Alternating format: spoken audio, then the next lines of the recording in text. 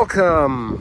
King Goy back again, and we are updating you with a young sneak of the worms over here.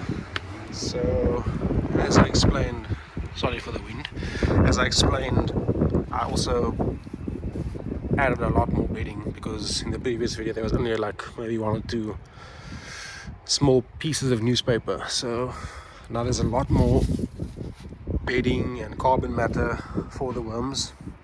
Also have some cardboard which I'm going to add afterwards, but most importantly I got a new colony of worms. So there were a few worms in there, not that many.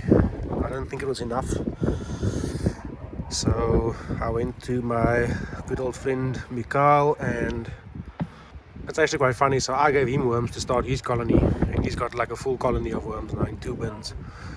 So full circle. I've got it now. So the top layer over here is basically coconut shavings, and yeah, I'll just move that down so you can see where the worms are. Yeah, plenty, and some nice food. Carrot. The carrot actually is riddled with worms. Like, I'll just show you. They're crawling through it like a little motel. Where's that hole? There was a hole inside. Yeah, no, the worm. Oh, on top. They're just crawling through it. Where's that one hole? Anyway, yeah, there's quite a few worms in here, so into the new home.